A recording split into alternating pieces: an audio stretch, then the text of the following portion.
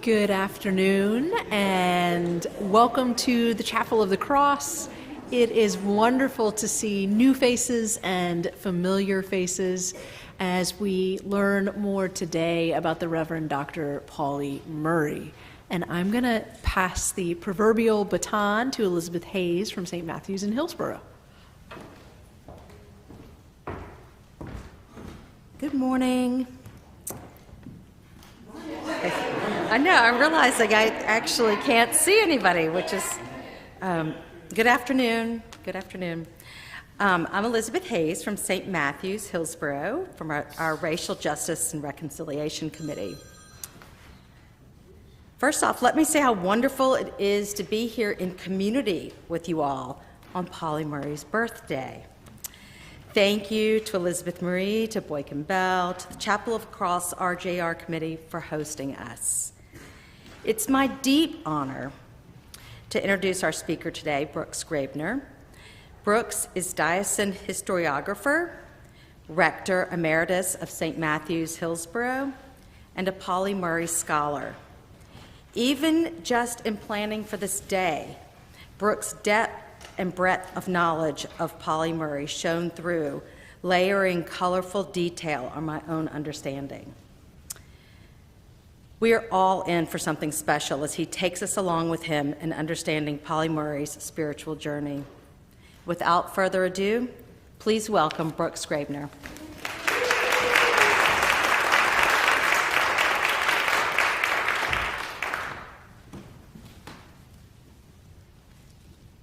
Thank you all so much for being here. It is good to be in this place and good to be in this place with all of you.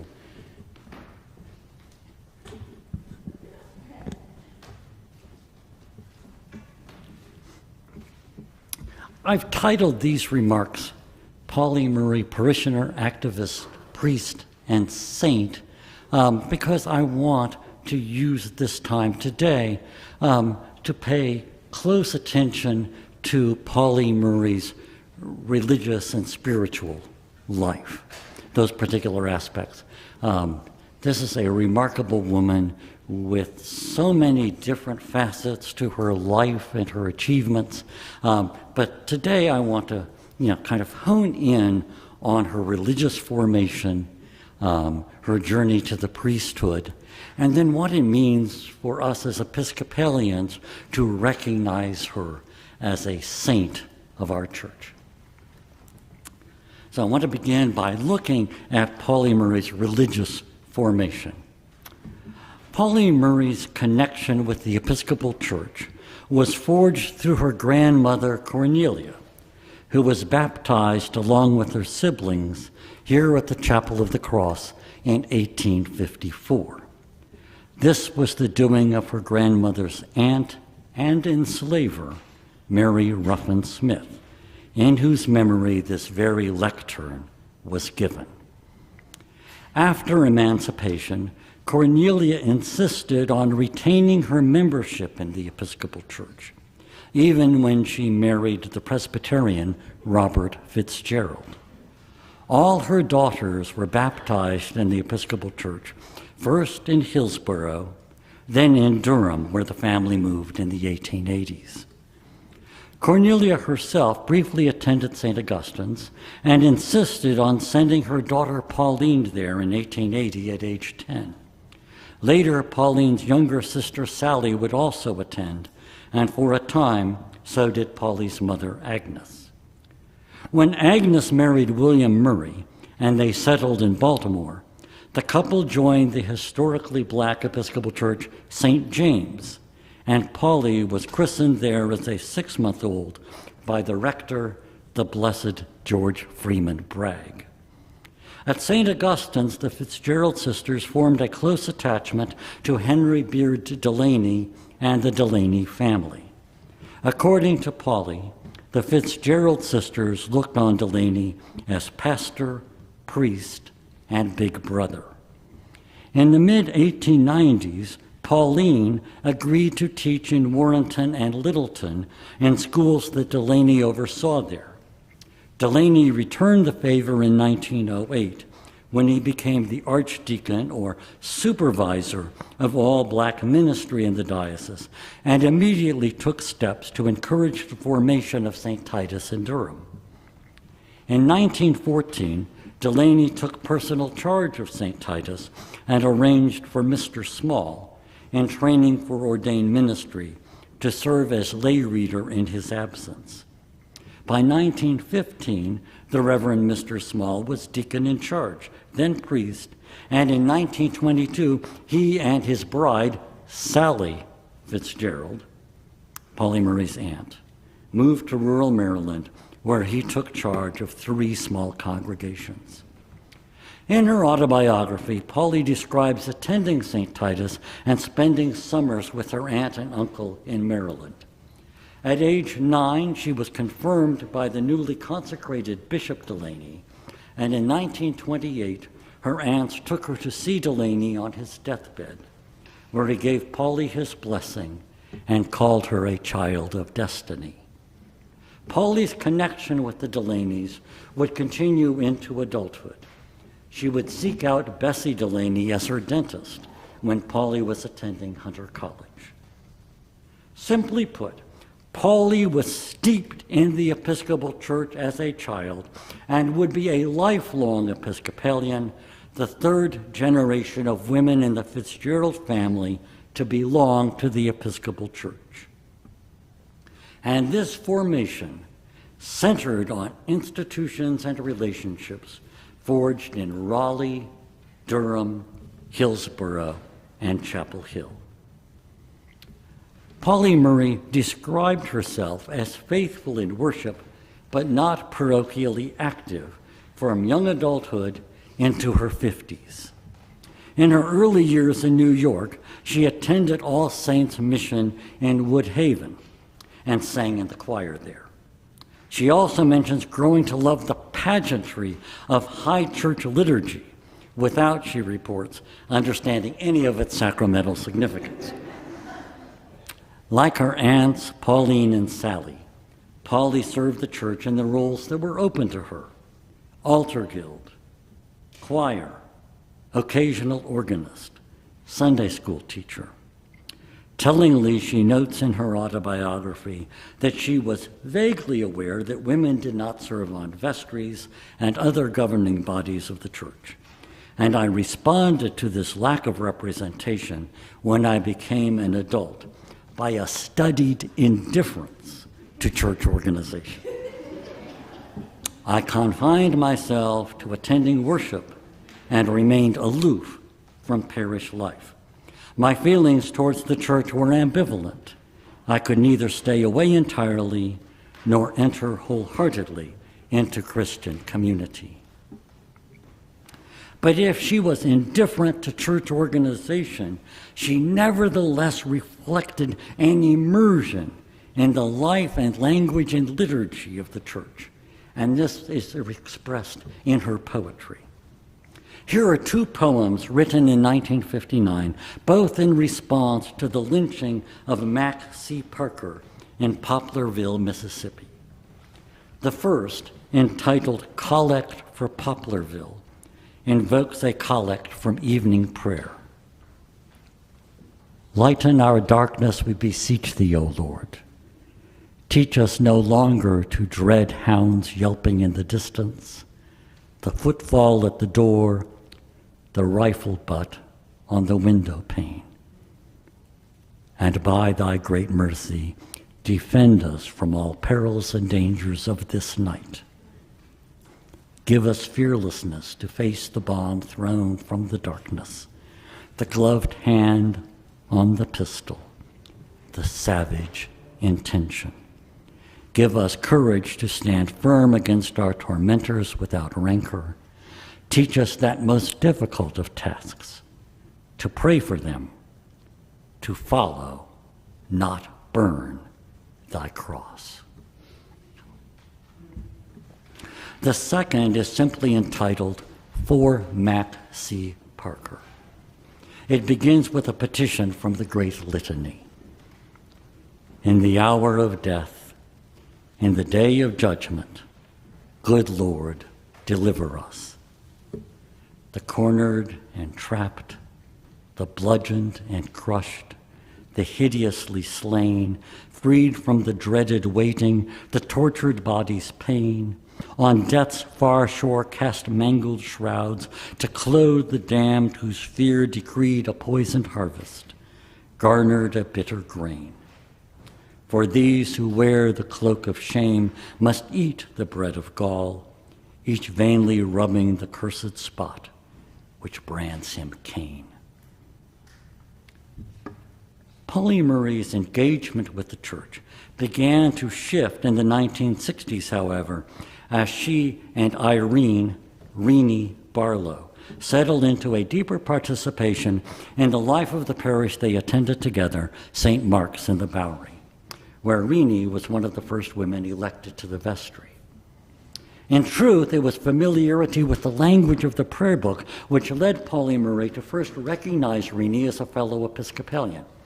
They worked at the same law firm. Here's how Pauli Murray tells the story in her autobiography. Some weeks after I came to work for the firm, Rini invited me to lunch as a courteous gesture to a new employee. Our conversation was tentative and formal until she unconsciously used the phrase, the blessed company of all faithful people, which I immediately recognized as coming from the Book of Common Prayer. Our discovery that we were both worshiping Episcopalians was the beginning of a spiritual bond which found its first expression during Lent that spring, when we used our lunch hours to attend the Wednesday services at St. Bartholomew's Church on Park Avenue, a few blocks from our office. The bond deepened over the 16 years I knew and worked with Rini within the Episcopal Church.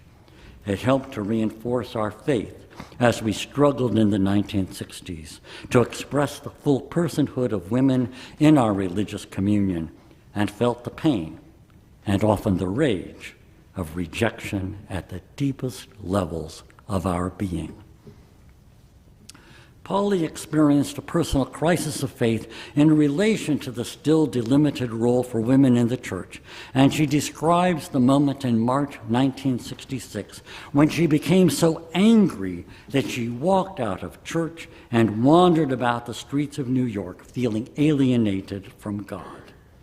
That afternoon, she wrote a letter to the rector and vestry outlining her grievances and declaring that discrimination on the basis of sex is as wrong as discrimination on race.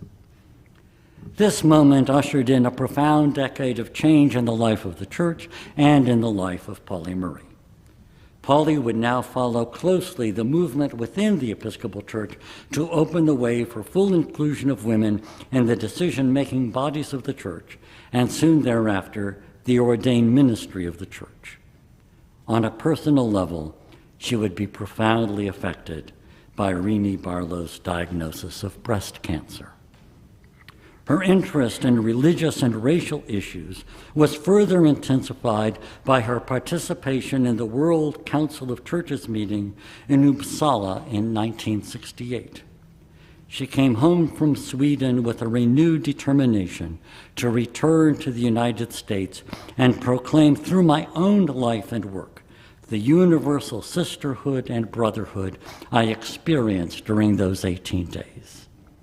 In other words, Pauli Murray now had a religious vocation, and she saw herself as heir to the legacies of her friend Eleanor Roosevelt and of Martin Luther King Jr.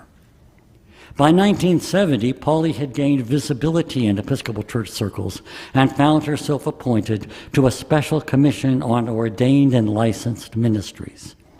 She attended organizing meetings that would soon lead to the creation of the Episcopal Women's Caucus.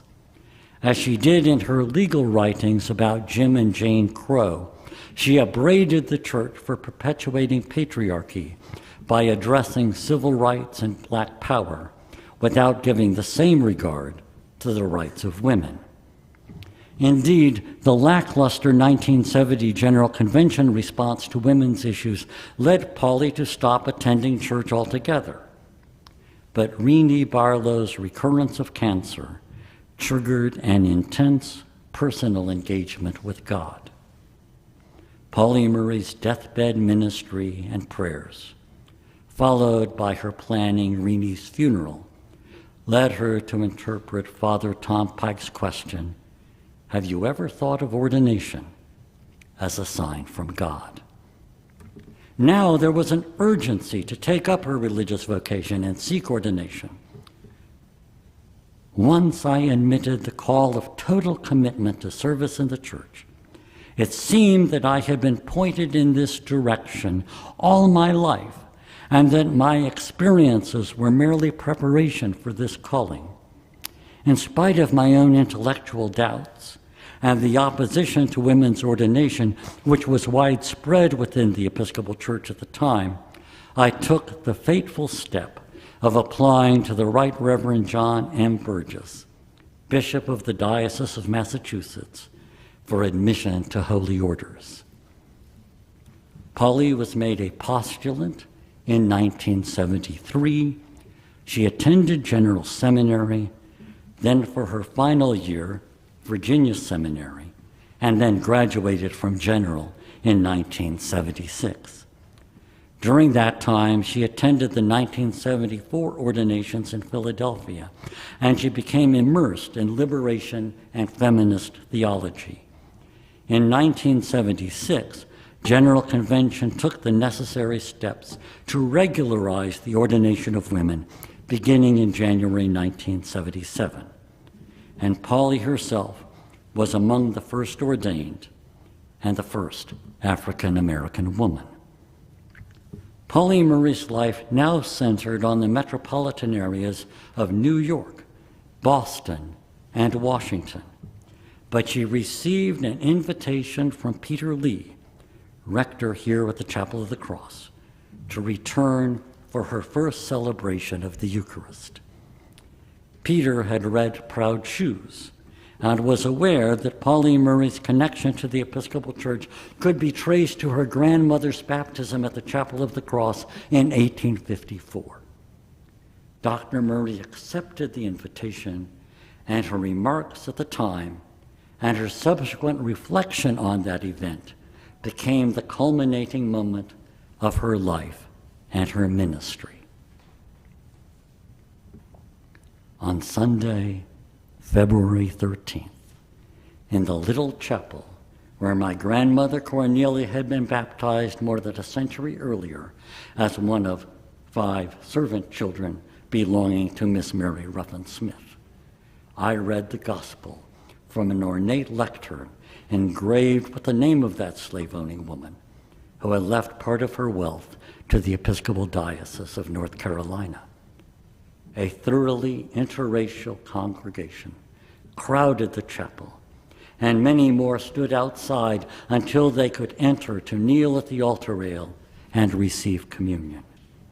There was great irony in the fact that the first woman priest to preside at the altar of the church, to which Mary Ruffin Smith had given her deepest devotion, should be the granddaughter of the little girl she had sent to the balcony reserved for slaves. But more than irony marked that moment. Whatever future ministry I might have as a priest, it was given to me that day to be a symbol of healing. All the strands of my life had come together. Descendant of slave and of slave owner, I had already been called poet, lawyer, teacher, and friend. Now I was empowered to minister the sacrament of one in whom there is no north or south, no black or white, no male or female, only the spirit of love and reconciliation, drawing us all towards the goal of human wholeness. On the 30th anniversary of that service, presiding Bishop Catherine Jefferts Shorey came to stand here where Pauli Murray once stood. Addressing a similarly overflowing and interracial congregation, she invoked the life and witness of Mother Murray, declaring, "I know that I stand here today only because she stood here before me. Her proud shoes have carried many others down the road to freedom." The presiding bishop recalled Pauli Murray's tireless work as teacher, lawyer, and writer, combating the twin evils of Jim and Jane Crow, which she had encountered in her own life. But the presiding bishop did not come merely to acknowledge the accomplishments of Pauli Murray. She came to call her hearers to work yet to be done. Pauli Murray had once written that freedom is a dream. Bishop Catherine noted, "That dream of freedom has not yet been realized in any community in this land or across the globe. As long as any of us is restrained by custom, law, prejudice, or bigotry, we all remain in chains. We have dreams to dream, proud shoes to put on, and work to do. May we befriend this world and lay down our lives for our 6 billion brothers and sisters. Our brother Jesus offered his life in that service, and our sister Pauli did as well. You and I are also God's beloved friends. Can we do any less than lay down our lives for that dream of freedom?" From that February 2007 service came the diocesan initiatives to add Pauli Murray to the calendar of saints for our whole church, which was approved at General Convention in 2012, and to initiate what has become an annual service in North Carolina to commemorate her life and witness every July at St. Titus in Durham. Remember that in our church, one must first be a local saint in order to be considered a national saint. In an act of serendipity, or dare I say providence, this was also the time that the Pauli Murray Project got underway in Durham. These became mutually reinforcing initiatives and have remained so. Let me close by speaking about why I continue to look upon Pauli Murray as a guiding figure and inspiration for my own vocation over the past 15 years. During that time, much has been written about Pauli Murray, including 4 book-length studies plus a featured film. Much of that recent attention has focused upon personal and political issues, some of which she openly acknowledged in her autobiography, and some of which she did not. What is incontrovertible is that her life was marked by deep trauma and struggle, that love and acceptance from herself and from others did not come easily. In these struggles, race, gender, sexuality, vocation, and family history all played a part. She retained a pervasive sense that she didn't fit in. She knew she didn't conform to convention. As she herself put it, she found herself a minority within a minority. She contributed to many fields, but she never built a career in any of them. But throughout her life, she clung tenaciously to her claim to be an American and to be an Episcopalian. These were her birthright, and she posited her own life and her own familial history and her own experience at the core of what it truly means to be an American and to be an Episcopalian. In effect, she said, if you want to see what it really looks like to be an American family, just look at my own. And if you want to see what reconciliation really looks like, just look at all the diverse and competing strands that are woven into my very being. So for me, one of the great strengths of Pauli Murray was her courage and her tenacity, traits that she attributed to her grandfather Fitzgerald. She was willing to engage in struggles for civil rights and women's rights, including the ordination of women in the Episcopal Church, regardless of immediate outcome. She dedicated to her life to what she knew was right. Eventually, parts of the world caught up with her. But more than that, she was an advocate for the indivisibility of human rights. She saw the intersectionality and interconnectedness of issues. She refused to separate civil rights from women's rights, from ageism and ableism and homophobia. She attended the ordination of the Philadelphia 11 in 1974, a service where Barbara Harris happened to be the crucifer. Afterwards, Pauli Murray took Barbara Harris to task for saying she considered herself too old to enter the ordination process. Pauli Murray's view was that if race and gender shouldn't be barriers to ordination, then neither should age. I think Barbara Harris was in her mid-40s at the time. Above all, what I cherish about Pauli Murray was her embrace of complexity and particularity, especially as it applies to the examination of racial history. Pauli Murray was a steadfast enemy of bifurcation and oversimplification. As she famously said, it had taken me almost a lifetime to discover that true emancipation lies in the acceptance of the whole past and deriving strength from all my roots and facing up to the degradation as well as the dignity of my ancestors. Pauli Murray did not posit a pristine past, but a past filled with possibilities for improbable, grace-filled reconciliation. That kind of reconciliation can't happen until there is honest and comprehensive examination of what really occurred.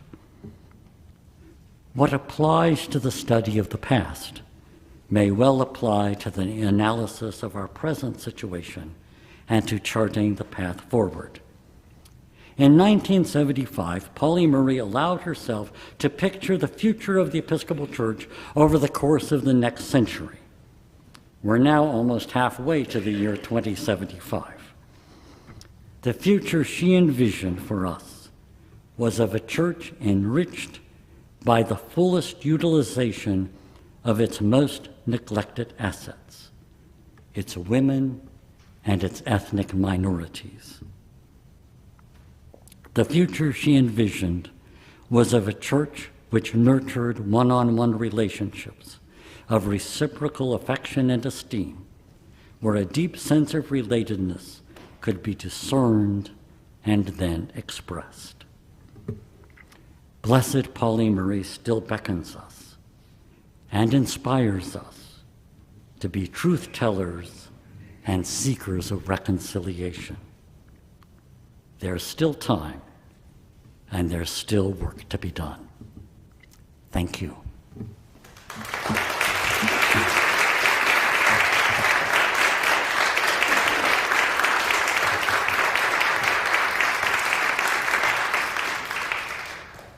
So we will adjourn to the parish hall for further conversation. We'll have some light refreshments there too. The chapel will be open and you can return after that conversation if you want to spend time here. And we've got a 4 o'clock Holy Eucharist, which you are welcome to attend. So careful with the steps. The parish hall is right through this door. And thank you. Thank you very, very much. But I know you'll be in the parish hall.